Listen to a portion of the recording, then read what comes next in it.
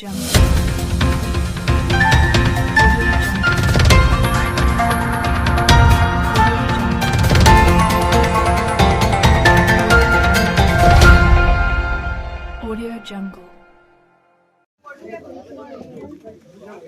ना, तुम्हाला कमीत कमी व्हिडिओ तरी तुमच्या कामी येईन तो. प्रॉब्लेम वॉर्डनचा आहे ना.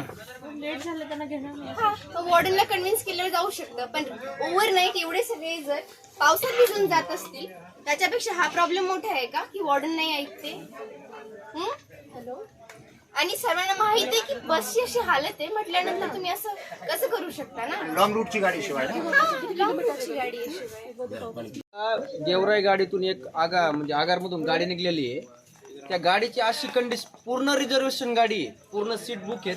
त्या गाडीची आज अशी कंडिशन आहे, उभे पण 20 लोक पूर्ण उभे लोक पण 20 आहेत.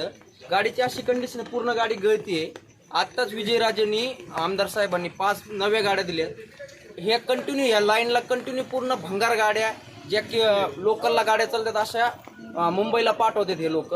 आणि आज प्रवाशांची इतकी हाल आहेत. छोटेले बाळ आहेत आमच्याकडे. उद्या जरी आमच्या मुलाला वगैरे काही म्हणजे गाडीला काय झालेलं आहे? गाडीला काय झालेलं? गाडी पूर्ण गळती आहे आतून. अहो, अक्षरशः ड्रायव्हरचं सीट सगळं पूर्ण गळतं. गाडी कोणती? पूर्ण गाडी कोणती? गाडी गेवराई मुंबई ही गाडी. आणि पूर्ण ही गाडी गळती. उद्या आमच्या फॅमिलीला काही प्रॉब्लेम झाला तर कोण जिम्मेदार राहील? आता सध्या तुम्ही कोणत्या गावात आहे? आता सध्या कोणत्या? आम्ही सध्या बालम टाकळीमध्ये उभा आहे. आम्ही गाडी पुढे जाऊन देणार नाही. काय म्हणून थांबले तुम्ही?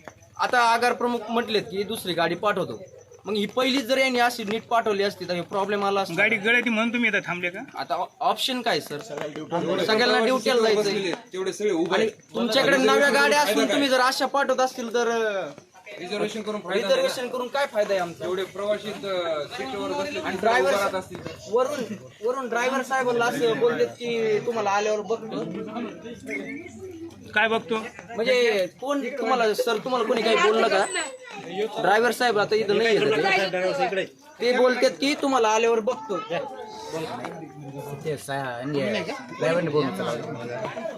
शेवटच्या पूर्ण काचा फुटलेल्या आहेत गाडीच्या. आणि सध्या पुण्याला मुंबईला रेड अलर्ट सांगितलेला आहे.